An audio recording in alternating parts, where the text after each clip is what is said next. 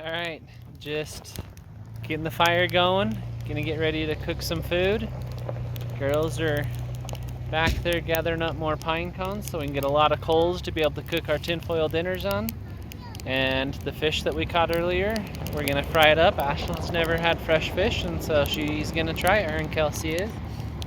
And just having tinfoil dinners. So what we do for tinfoil dinners is get hamburger in there with cream of chicken, potatoes, and some type of veggie. I typically do corn or peas, but sometimes we put carrots in there and kind of mix it all together and then let it all boil and steam up in tinfoil on the fire. And it comes out really tender and nice, so we'll show you more once we get it going. This is how we make our tinfoil dinners. We get the potatoes and put in there. We get some ground hamburger and put in there. Some veggies and green peppers, and then we're going to be adding some bacon this time for a little bit more seasoning, and then we put the cream of chicken in, and we're going to be putting corn in this time. So we just get it all kind of mixed together in the middle. Some of my family likes separating some of the food, but typically we kind of put it all just right in the middle so it all cooks together and blends together to make a really good taste. So we'll show you more when we get farther along. Alright, so what we're doing, since we didn't bring any charcoal up, we're getting a whole bunch of pine cones and getting them burned, and then it'll make a good layer of coals down in the bottom that we can cook on, because you want more of the steady heat, so not an actual flame that gets super hot and then dies out and gets cooler. So we burn a whole bunch of pine cones, and then kind of like having charcoal, it turns white and kind of just steadily finishes burning. Alright, we're a little bit farther along in getting everything together, so you can kind of see we just get it all mixed together kind of in one big pile. So we got the veggies, the potatoes, the hamburger in there, and then we'll be adding the cream of chicken on top next. Alright, so now we got the cream of chicken in. Kind of see how it is. Got one of them wrapped, but we made them crazy big, so we're gonna have to wrap them up really just good. This one. So just because we put everything in yours that was left over. Mine's gonna be a really big one. It's gonna take a while to cook, so we're trying to get it spread out more flat so it gives more surface area to cook. But that's gonna be enough for like 4 people. So oh, whatever. You admit it, you'll eat it.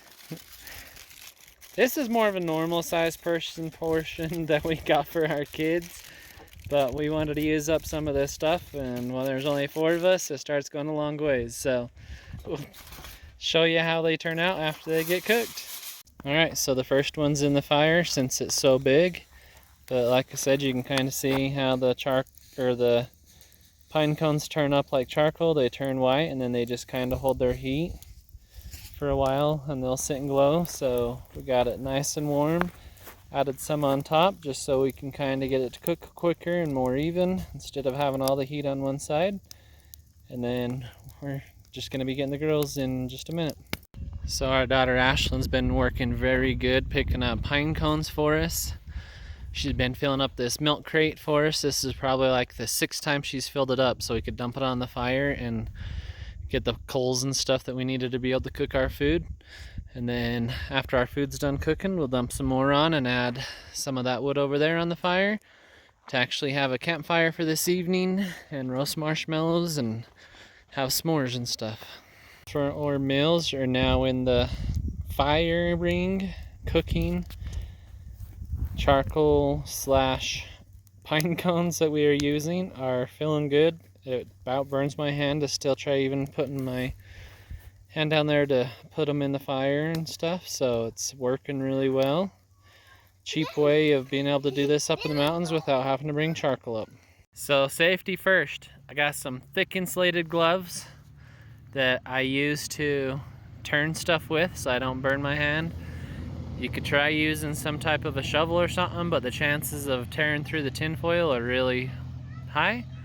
So we just get these insulated gloves that we can hurry and put on, hurry and flip them over, and the heat doesn't really do anything. They're leather on the outside, and then they got the extra insulation on the inside, kind of like a hot pad. Here is one of the girls that we just got out. That We're one's just not. checking it. So that's how it kind of looks on the inside. The hamburger's looking pretty good. Some of the potatoes are cooked and the other ones are not quite done yet. So we're going to leave the other ones in a little bit longer.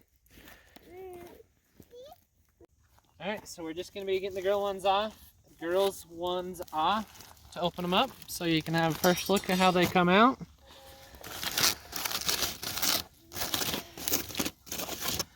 So we double layer them so we can make sure that it doesn't get any other stuff into it, and it helps seal in the flavor and stuff better.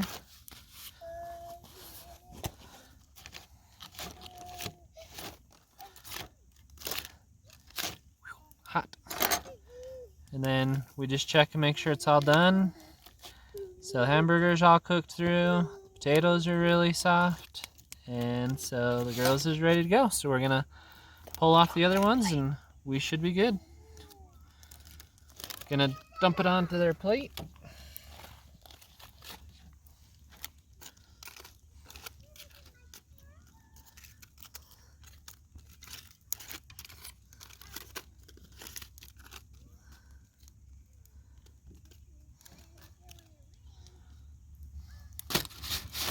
Alright, so pretty simple, guys, and Mill's really good and tender. Here's the opening of the big one. See how it turned out? We did like 3 different layers on this one to Or try 5. keeping it all in. Okay, watch this. Safety first, babe. Where's your gloves? Oh, you know, didn't want to get it all the food gross.